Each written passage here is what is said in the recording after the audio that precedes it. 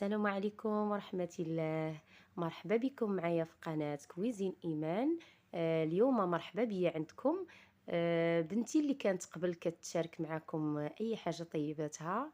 اليوم أنا اللي جيت غادي نشارك معكم واحد الوصفة. أنا مامات إيمان. اليوم غنوجد معكم قريشلات أو القرص. نتمنى أن الوصفة تعجبكم ديال اليوم. إلا عجبتكم الوصفة ما تنساوش تشتركوا في القناة وضغطوا على الجرس. على بركة الله ندوزو المقادير والطريقة ديال التحضير.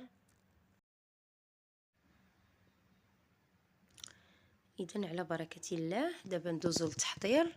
القريشلات عندي الدقيق نوعية جيدة، عندي 8 الكيسان بعبار العنبة، عندي كاس زيت، كاس سنيدة، كاس ونص تاع الحليب، عندي 2 معالق ديال الزبدة كبار، عندي معلقة صغيرة مع مراج ديال الملحة، عندي 2 بيضات، عندي معلقة ونص ديال الخميرة حبيبات، عندي معلقة نافع وحبة حلاوة، عندي الزلجلان او السمسم 4 المعالق كبار حتى 5، كيس فاني وكيس خمارة. هنا غندوزو للحليب ان شاء الله نديروه يسخن، باش نديرو عليه المعالق ديال الزبدة ان شاء الله. نضيف الكاس الاول ونص كاس الثاني، ندوزهم يسخنوا ونكملوا ان شاء الله. هنايا بعد ما سخن الحليب غادي ندير 2 معالق عامرين مزيان تاع الزبده، ونخليوها تذوب هنايا على جنب. من بعد ما نخليوها نتاكدوا انها كتذوب غادي ندوزو ان شاء الله.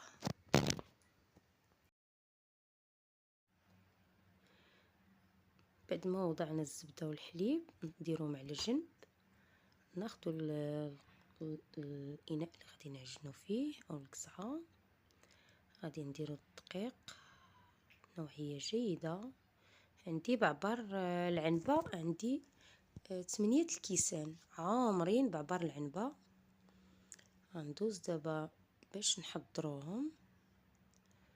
نديروا الدقيق في الاناء العجن، من بعد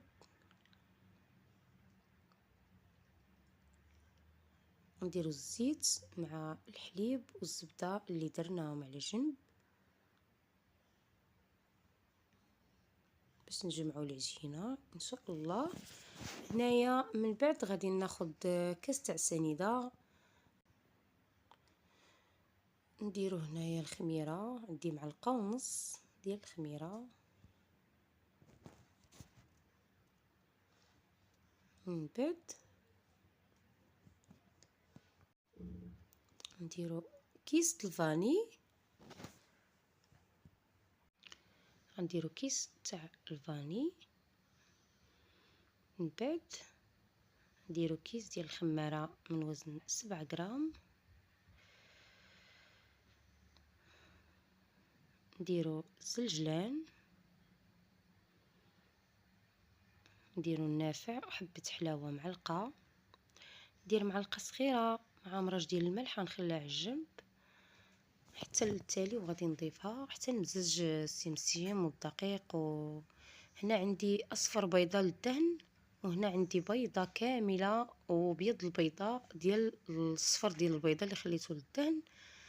اذا ان شاء الله غادي ندوزو باش نجمعوا العجينه ديالنا بالزيت وبالحليب وبدوك 2 معالق ديال الزبده اللي درتهم سخنوا ومزجتهم.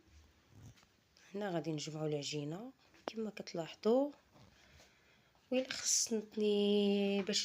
خصني الماء باش نكمل غادي نكمل بالماء دافي. تقريبا غادي يهز ليا واحد نص كاس تاع الماء هنا باش نكمل العجينه، يعني على حسب الدقيق واش كيشرب، ولا الا كان الدقيق تيشرب ما غاديش يحتاج بزاف.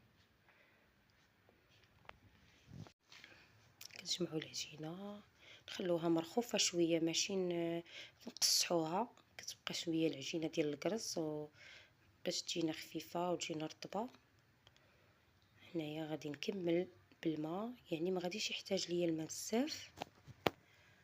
كما كتلاحظوا غادي نعجنها، ندلكها واحد شويه ونرشها ان شاء الله واحد 2 رشيشات ولا 3 بالماء، وندلكها تنحس بها تجمعات مزيان.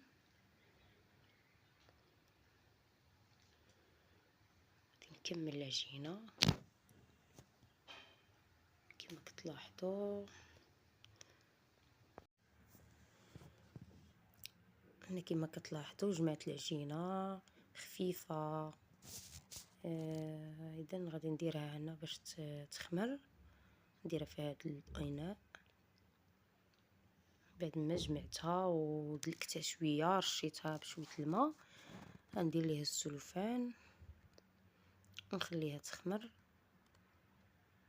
نغطيها باش تخمر ليا مزيان لان الجو بارد دابا. هنايا غطيت العجينه باش نديرها تخمر. نديروا ليها السلوفان ومن بعد نحطوها على جنب. بعد ما تخمر غادي نعاود نرجعو ان شاء الله ونعاود نكمل الوصفه. اذا هنا بعد ما خمرات العجينه، ونظفت سطح العمل ودرت ليه الزيت دهنتو باش ما تلصقش ليا العجينه.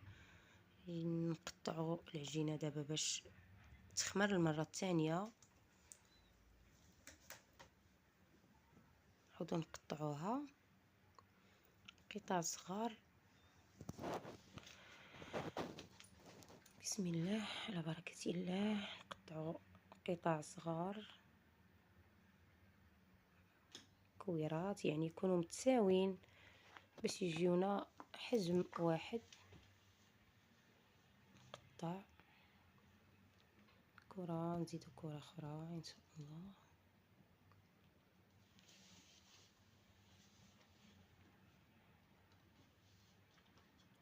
نقادهم ونبقى مستمره في القطع حتى نكمل هاد الكميه كامله. ندوزو ان شاء الله باش نكمل.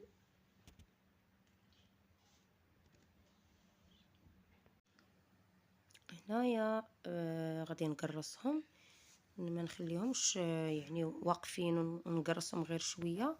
غادي نقرصو بحال الخبيزات عاديين باش ملي يدخلوا الفران نصيبوا في مازال غادي يتنفخوا لينا وغادي يعني يعطيو واحد الحجم كبير. بسطهم بحال هكا ومازال باقا تابعاهم الطياب ان شاء الله. غادي ياخذوا حقهم في الخميره.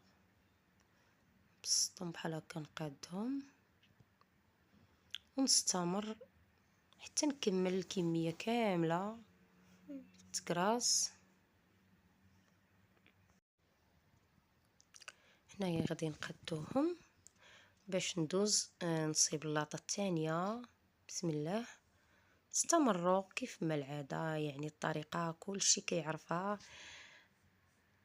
تستمروا يعني غير الفكره. بالطريقه هذه كنقاد الخبيزات مازال غادي يخمروا ان شاء الله كيعطيو حجم زوين تبارك الله. اذا هنايا بعد ما قاديتهم غادي ندوزهم نديرهم في الفران يخمروا، وغادي نتلاقاو ان شاء الله بعد ما يخمروا لينا الخبيزات او القريشلات. هنايا بعد ما خمروا لينا القريشلات غنديروا صفر ديال البيض. غادي ندير عليهم واحد نص معلقه ديال الخل. غادي ندير معلقه ونص ديال نيسكافي.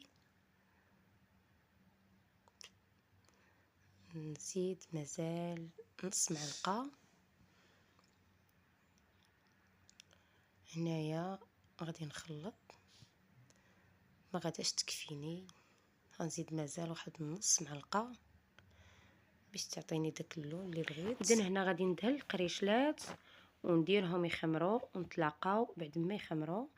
هنايا بعد ما طابوا لينا القريشلات كما كتلاحظوا كيجيو غزيولين رطبين، كيجيو ما شاء الله عليهم خفاف بحال القطن رطبين. كيجيو تبارك الله الوليدات الكوتي، يعني ضروري حنا نحضروا شي حاجه في الدار، قلت نشاركها معكم. بسم الله. كما كتلاحظوا كيجيو ما شاء الله. اذا هذا هو الشكل النهائي باش نقدم معكم هنايا القريشلات. كما كتلاحظوا كيجيو غزيولين، كيجيو رطبين.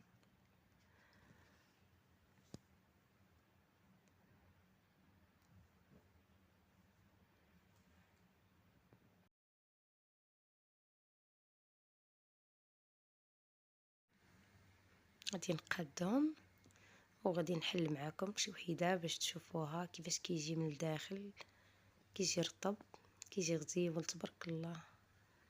قلت نشارك معكم هذه الوصفه، نتمنى ان تعجبكم الوصفه ديال اليوم. الى عجبتكم القناه ما تنساوش تشتركوا في القناه، تعملوا جيم وتضغطوا على الجرس باش يوصلكم كل جديد. نتمنى الوصفه ديال اليوم تكون عجباتكم. إلى اللقاء في وصفة جديدة وفيديو جديد إن شاء الله.